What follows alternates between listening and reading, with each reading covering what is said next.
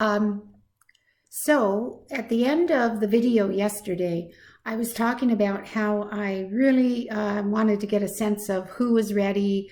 Um, but I'm hoping everybody has spun their warp.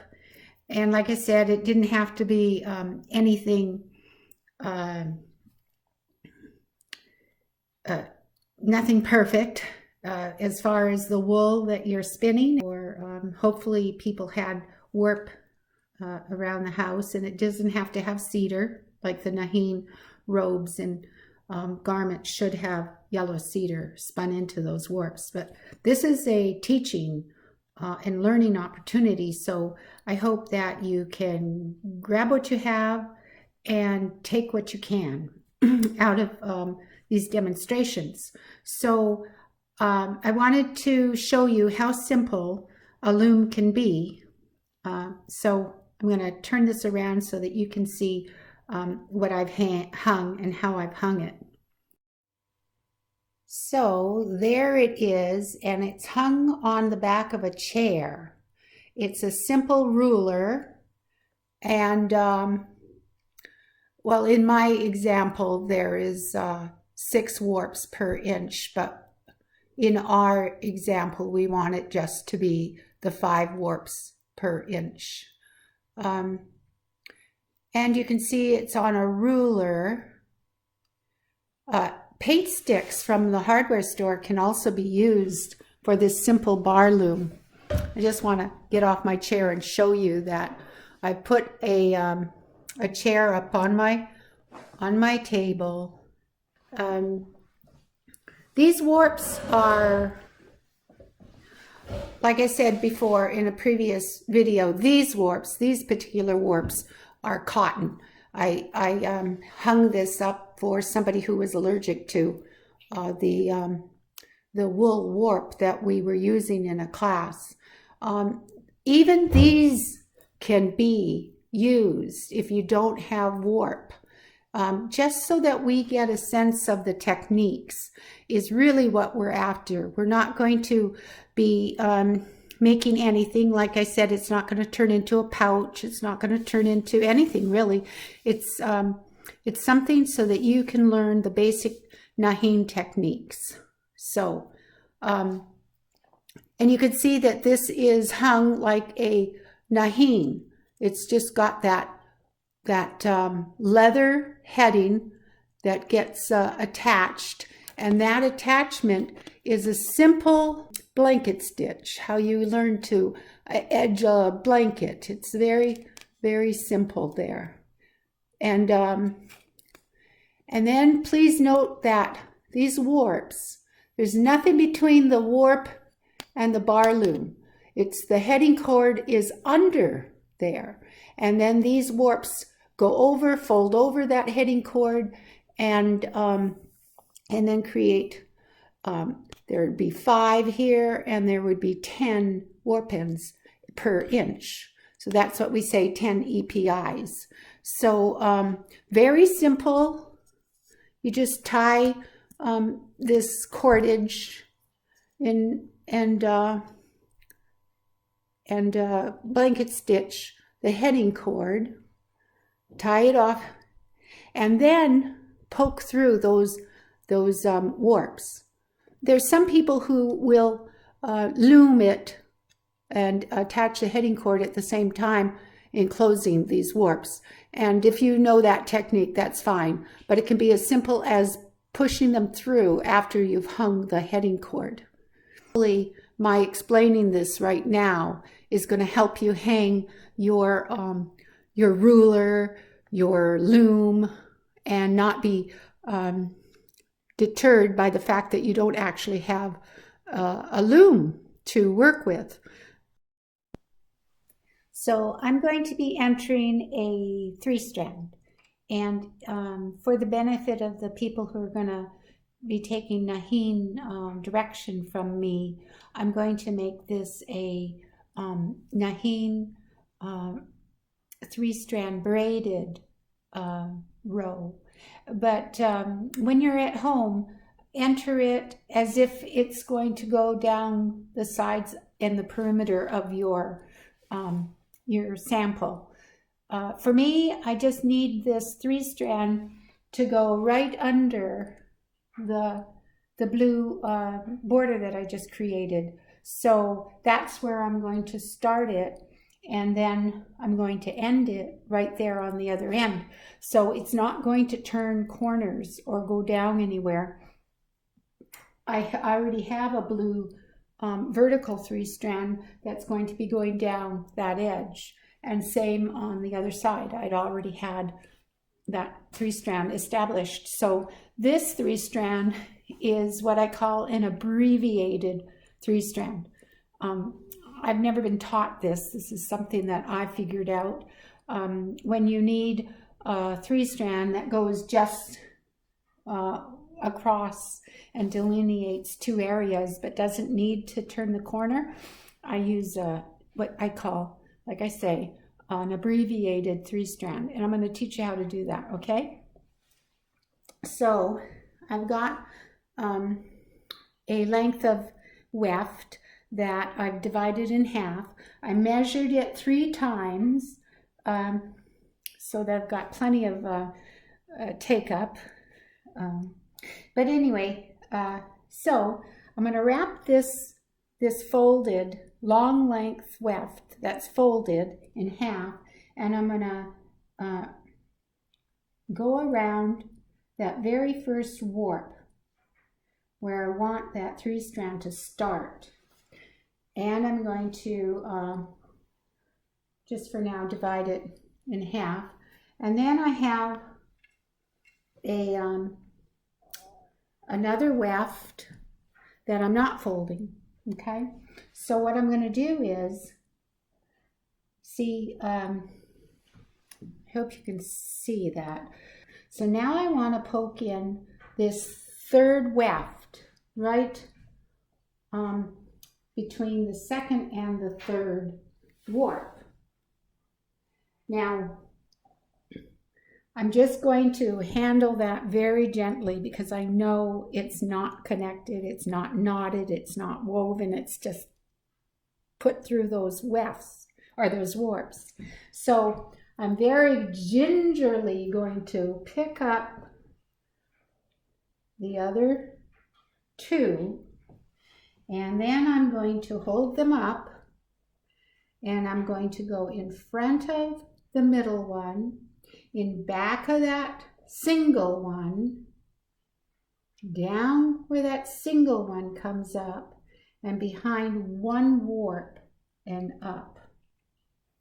Okay, and continue to handle it really gingerly, real gentle. So this back one is your action one. It's going to go between its partners, in front of the center one, in back of the front one, and it moves through its partners that way. And then it's going to go down and straight down where that front one had poked up, and it's going to go behind 1 warp. Okay, so I continue to hold it pretty gently. It's like faith. You need to have faith that you're going to do it and it's going to hold. Okay, so there. I've established the start of this 3-strand. And I have a short tail in the back here. Do you see that? I have a short tail in the back. And I'm just going to leave it for now. Later, I'll go behind there and needle it up. Okay, so I've got these long lengths and they can be cumbersome. So again, I'm going to slip knot them so they're not so cumbersome. But I also want you to realize that these 3 strands, if you look at them, they each have a warp between them. They don't come out, no weft, no 3-strand weft is coming out from the same place. There's a warp between each one. And let me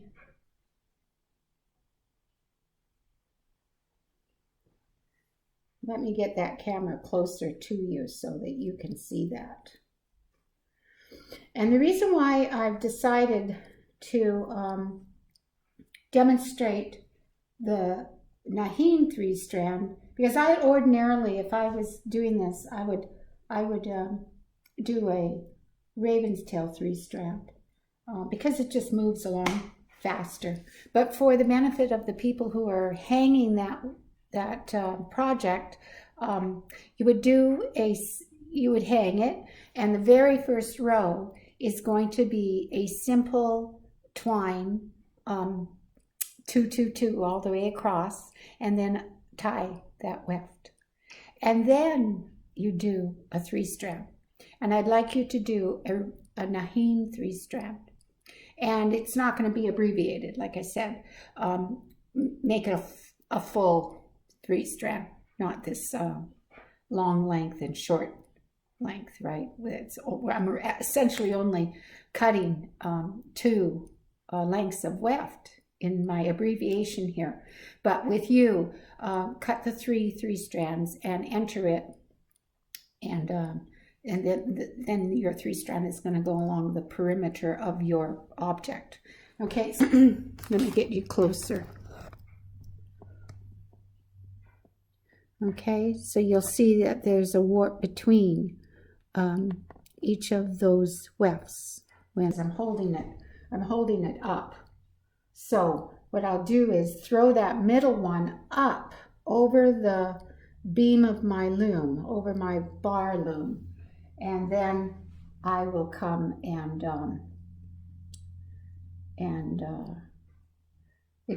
so essentially this action one goes in front of and behind, and then down and back of one. Okay, so now this one is my middle one, so I throw that there over the loom, and I go in front of and behind, and then behind one warp and up. And that's essentially the action of these. So the action one goes in front of the middle, behind the front one, and down and behind one warp and up. So that is what I would like you to do with your 3-strand. After the initial two strand, 2, 2, 2, 2, 2, enclosing the 2 natural partners there on your warp, then I would like you to follow that with a 3-strand. So that is all described, that action, that heading, that start of anything Naheen, when you're hanging it, is explained in the Chilkat book of Cheryl Samuels. So that book has wonderful illustrations. It's a more of a how-to book than the Raven's Tail book was, as far as illustrations of techniques. So I would go back to that book and review the descriptions of the 2-strand. I would also like to mention that I weave Z, so I will continue weaving Z in my demonstration, and I would actually like you to try to do that with me. And that way you can use that book of hers, except for the one exception, 3-stranding. So the 3-strand has been adjusted, and there's many reasons why I, as a Naheen weaver, will go along with Cheryl Samuels' adjusted 3-strand. Now, she made that adjustment after she wrote the book. So the book is illustrating how our ancestors did the 3-strand. It was really confusing to me, and I know probably for weavers who are just watching here, could be confusing to you, but anyway, I am going to demonstrate the Z in my weaving, and I'm going to demonstrate how I do the 3-strand, which is different than what the ancestors did. It is, but it gives an appearance of a beautiful rope-like appearance, this beautiful pattern in the 3-strand. And I think that that is an extremely important look that needs to be retained.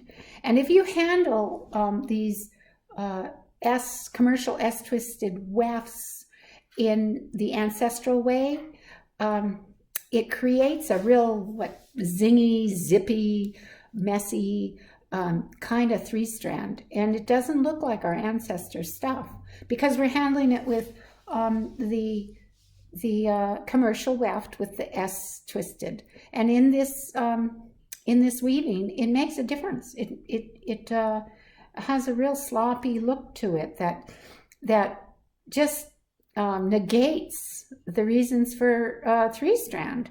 3-strand smooths and that zippy 3-strand that you get from handling it the ancestors' way with S-twisted yarn, commercial yarn, it just looks sloppy, and it just, like I say, negates the reasons for 3-strand. So anyway, I hope that didn't confuse you, but that's my thoughts. So I'm going to just continue weaving. I would also like to say another thing. Now, I'm going behind one, behind one, behind one. Now, I did that to start because then it gives you a real strong start and a real 45-degree turn. But in order to really get a nice smooth braid, it also speeds things up, but that's really not the main consideration. I like to go behind 2 instead of behind 1, because then those braids are straighter and smoother. Okay? So today I've done more teaching, and so I won't be reading or talking about a story. I think that we've had enough time to talk about this upcoming project more, and that's important because I really want us to be ready when I start doing the Naheen section of this Raven's Tail robe. Okay, so again, this action one is the back one. And the reason why I call it the action and the back one is because I'm weaving in that direction. So it's the action one. This is the front one, the one that's up here, because it's going in that direction. And the middle one is self-explanatory. Okay, so this back one goes under its part, under the middle one,